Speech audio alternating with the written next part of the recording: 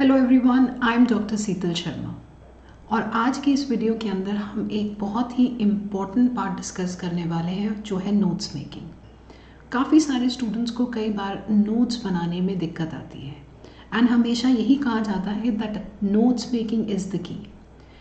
बात सच भी है क्योंकि हर एक जुडिशरी एग्ज़ाम या आप कोई भी एग्ज़ाम देख लीजिए, जब तक आपके खुद के नोट्स तैयार नहीं होंगे एग्ज़ाम क्रैक करना बहुत मुश्किल हो जाता है। You might be having so much of a knowledge but अगर आपके नोट्स नहीं बने हैं तो इन योर फाइनल लैब आपको रिविजन का टाइम जो है वो नहीं मिलेगा। नोट्स मेकिंग के बहुत सारे फ़ायदे हैं। सबसे पहले, what ever you know and what ever you have studied you have jotted down everything at one place, plus वो नोट्स आपके अपने हैंड राइटिंग में होते हैं। सेकेंड इज़ फर्दर, जब भी आप नोट्स बनाते हैं देन उससे डबल रिवीजन होती है। जब आप एक बार नोट्स लिख लेते हैं उससे भी आपको कंसेप्चुअल क्लैरिटी बहुत होती है क्योंकि आपने खुद लिखा होता है। एंड देन अल्टीमेटली जब आप चीज़ों को रिवाइज करते हैं then it only takes half the effort. So notes making एक बहुत इम्पॉर्टेंट पार्ट है जिसको आप कभी भी मिस आउट नहीं कर सकते। So let's see here first. So notes making जो है that should start from the very first day. As in, जब भी आप कोई भी फॉर एग्जांपल जुडिशरी की कोचिंग ले रहे हैं, यहाँ पे अनअकैडमी के अंदर we deliver lectures and lectures के अंदर ही वी गिव डिक्टेशन, तो नोट्स तो आपके साथ साथ वहीं पे ही बन जाते हैं। सो जब भी आप लेक्चर्स ले रहे हैं साथ साथ आपके नोट्स बनने चाहिए। सो नोट मेकिंग को कभी भी आप डिले मत करें।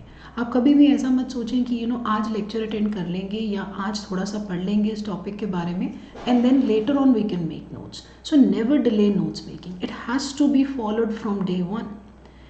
नेक्स्ट इज फॉर एग्जाम्पल, आज आपका एक टॉपिक कंप्लीट हो गया। Let's take illustration of res judicata under CPC. अगर रेस जुडिकाटा आपका कंप्लीट हो चुका है देन जब आपके नोट्स अपने रजिस्टर के अंदर आपने बना लिए उसके बाद आप एक बार प्रीवियस ईयर्स क्वेश्चंस जो हैं वो देख लें। प्रीवियस ईयर्स क्वेश्चंस देखने से आपको आइडिया मिल जाएगा कि फाइनली मेंस के अंदर आपको क्वेश्चंस कैसे आने वाले हैं, what all questions you are going to face. So आप क्या कर सकते हैं, अराउंड 1 to 5 क्वेश्चंस आप अपने उसी रजिस्टर के अंदर लिख सकते हैं। और काफ़ी हद तक अगर आप देखें उसी स्टेट के अंदर या अगर आप स्टेट्स को कंपेयर कर रहे हैं तो काफ़ी हद तक क्वेश्चन जो हैं वो सिमिलर आते हैं। वर्डिंग चेंज हो सकती है क्वेश्चन की बट काफ़ी हद तक क्वेश्चंस जो हैं वो आपको सिमिलर टाइप ऑफ क्वेश्चंस मिल जाएंगे। उस सिमिलर टाइप ऑफ क्वेश्चन से आपको हमेशा एक आइडिया हो जाएगा that what is the expectation of the examiner from this very topic. तो आप उन क्वेश्चंस को 1 to 5 जैसे भी आपके पास टाइम है, आप उन क्वेश्चंस को जो है वो एक तरीके से अपने रजिस्टर के साथ अंदर ही लिख सकते हैं in the end of that topic. It will really help you a lot. Next is dictation, like what will be the content of your registers.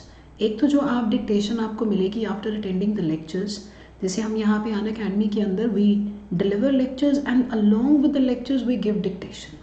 Dictation हमारी इस हिसाब से होती है, बहुत कॉम्प्रिहेंसिव होती है, as in there will be introduction, there will be conclusion, और लेक्चर्स के साथ साथ ही हम डिस्कस करते रहते हैं that what is the requirement of a question and answer के अंदर आपको किस तरीके से अपना आंसर फ्रेम करना है। इंट्रो क्या होना चाहिए, मेन बॉडी क्या होना चाहिए, कंक्लूजन क्या होना चाहिए, किस हिसाब से आपको केसेस लिखने हैं, कौन से केस लॉज आप लिख सकते हैं, लैंडमार्क जजमेंट्स कैसे रेफर करनी है।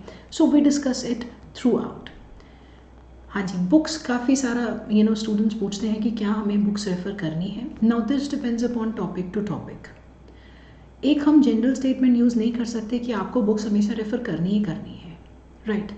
अब यहाँ पे व्हेनेवर वी डिलीवर लेक्चर्स हम इतना कॉम्प्रिहेंसिवली हर एक टॉपिक को डील करते हैं कि काफ़ी हद तक we try to give the dictation, but कई बार हमें बुक्स रेफ़र करनी पड़ सकती हैं depending upon the nature of the topic. Books हम रेफ़र करते हैं, कंसेप्चुअल क्लैरिटी तो हमें क्लासेस के अंदर मिल जाती है, तो बुक्स आप रेफ़र कीजिए प्लीज़।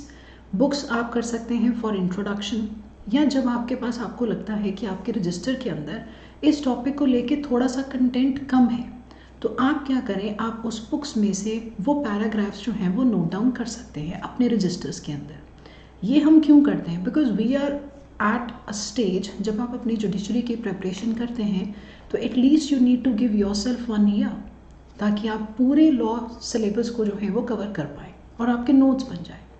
तो हमारी थ्रू आउट यही कोशिश रहती है कि उस आपके रजिस्टर के अंदर आपके नोट्स कंपाइल हों, नॉट जस्ट जो आपने लेक्चर सुने हैं सिर्फ वही डिक्टेशन, बट बुक्स अगर आपने रेफ़र की हैं वहाँ से भी आपको जो भी कंटेंट मिला है आप उसको एक जगह के ऊपर जॉट डाउन कर लें, सो दैट अल्टीमेटली जब आपका एग्ज़ाम आएगा, चाहे वो प्री है, मेंस है या आप इंटरव्यू की तैयारी कर रहे हैं, तो आपको पता हो कि ये मेरा सब्जेक्ट सिर्फ एक ही रजिस्टर में है, because then it is very difficult, क्योंकि टाइम नहीं होता है। और अगर आपको लगता है कि हम बाद में एक तरफ फॉर एग्जांपल CPC CRPC का एग्ज़ाम है और आपको लग रहा है कि हम 10 बुक्स खोल के और साथ में अपना रजिस्टर रख के आप रिवाइज कर पाएंगे, that is totally impossible.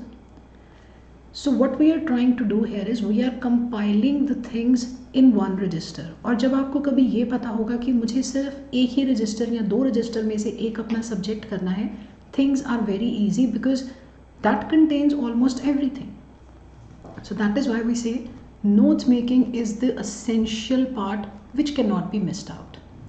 All right, revise notes at the end of every week. And उसके साथ ही दूसरा पॉइंट पढ़ लेते हैं, read notes and do not try to cram at the beginning.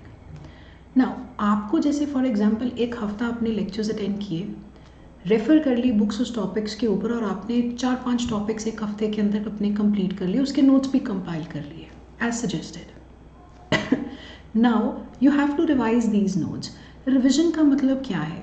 जब आप रिविज़न करते हैं उसका मतलब ये नहीं है कि that you have to cram these things now, आपको लर्न करने बैठ जाना है, बिकॉज लर्न किया हुआ आपको हमेशा भूल जाएगा। It is going to stay there like for 4-5 days, but then ultimately सब वाइप आउट हो जाएगा। सो बेटर क्या होगा कि आप कंसिस्टेंटली सिर्फ उन चीज़ों को पढ़ें, just give it a reading, एक जनरल रीडिंग। जैसे हमारी स्टोरी बुक्स होती हैं, तो स्टोरी बुक्स के लिए हम हमेशा we are very up for it कि हमें पढ़ना है, because we don't take the burden of learning those. तो लर्निंग क्रैमिंग का प्लीज़ अपने ऊपर अभी बर्डन मत लीजिए, वो बाद में हो जाएगा अल्टीमेटली। और जब आप एक ही चीज़ को बार बार पढ़ेंगे, हर हफ्ते बाद जितना भी आपने जॉट डाउन किया है आप उसको सिर्फ एक रीड कर रहे हैं, नेक्स्ट वीक वो थोड़ा और मैटर आपका पाइल अप हो जाएगा, आप फिर उसको एक रीडिंग देंगे। तो धीरे धीरे करके जब आप एक ही चीज़ को बार बार पढ़ते जाएंगे एवरी वीक, अल्टीमेटली वो आपको चीज़ लर्न हो जाएगी and that is going to be there forever. वो चीज़ आपको कभी भी नहीं भूलेगी। So stop learning the things right from the beginning, there is no need of cramming, just give it a reading. Okay, and then this we have already discussed this point, revise notes at the end of every week, this we have already done. Now always remember revision is the key. Now this is the very important point here. Revision is the key. As in कई बार I have like heard students that बहुत कुछ उन्होंने notes भी सारा साल अपने compile कर लिए and then in the end they were not able to revise, जिसकी वजह से उनका पेपर अच्छा नहीं हो पाया। Revision बहुत बहुत important है। Notes making and revision, these go hand in hand. आप इनको सेपरेट नहीं कर सकते हैं। सो ऑलवेज रिमेंबर, जितना ज़्यादा इंपॉर्टेंट नोट मेकिंग है, that's the initial, that's the beginner stage, उतना ज़्यादा आपकी रिविज़न इंपॉर्टेंट रहेगी। तो प्लीज़ अपनी रिविज़न को भी जो है वो आप टाइम डिवोट करें, do not prolong it. I would say कि ये ना हो कि 1 मंथ के अंदर आपने अपने नोट्स तो बना लिए हैं बट कुछ भी रिवाइज़ नहीं किया है। तो रिविज़न भी उतनी ही इम्पॉर्टेंट है जितना आप मटीरियल लिख रहे हैं। Just give it a reading and give it a continuous reading. Just आप जैसे मर्जी इसको कर सकते हैं, you can just pick 1 day in a week for revision. So this you will have to do. So I hope ये थोड़ी बहुत जो ट्रिक्स हैं आपको काम आएंगी and try to inculcate these. You will definitely see a change. Thank you so much.